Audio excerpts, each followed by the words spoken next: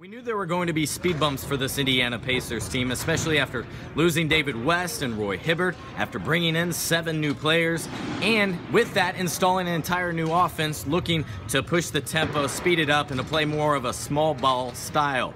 Thus far, though, through 3 games, which they've lost all 3, the latest 97-76 tonight here at Bankers Life Fieldhouse, the Pacers have teetered back and forth with big lineups to match the opponent and back to their small lineups, which they've installed here throughout the last part of a month. Though after going through the locker room, one message was clear. They want to get back to playing the defense that has always been here with the Indiana Pacers. Said it after the game that we've been one of the best defensive teams ever since I've been here, and this year we're giving up too many points, too many easy buckets, and not playing the Indiana Pacers basketball that I've been accustomed to when I've been here. So I know that we want to push the tempo and be a better offensive team, but I think with the makeup that we got in this room, the guys that we got in this locker room, that offense is going to take care of itself. But we have to give ourselves up on the defensive end and play together and have one common goal, and that's to try to get as many stops as we can in a row. We're giving teams 100+ points, especially on our floor. I've been a part of a great defensive team, and we don't have that right now.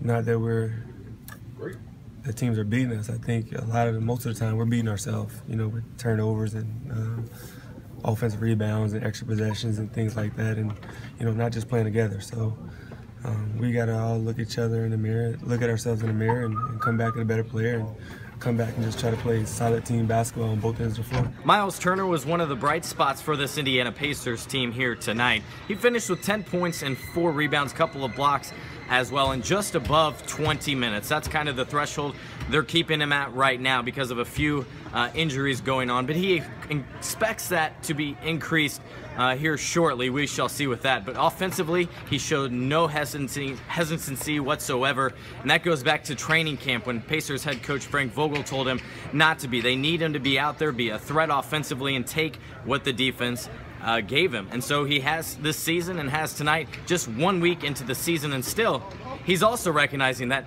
where's the defense? So far it's been a little bit of a rough adjustment. He's kind of I think we're putting too much attention on the offensive side of things when the Pacers, since Coach Vogel's been here, and maybe before that it's been all about defense. So we need to lock down the defensive end, and I think we'll be good. What are you seeing inside, where the last 2 games you guys have given up about 100 points in the paint total? Oh, wow. Yeah. No, I didn't know about that, but I mean, it sounds about right, man. So you gotta, like I said, lock it up. I mean, that's one thing that's gonna carry us through the rest of the year. We didn't match up physicality. We just, we let them beat us to spots. We let them ride us over screens, and they were the more physical team in the second half. That's what they do. They're great at it, and we knew it was going to be a tough game coming in, but we didn't match it.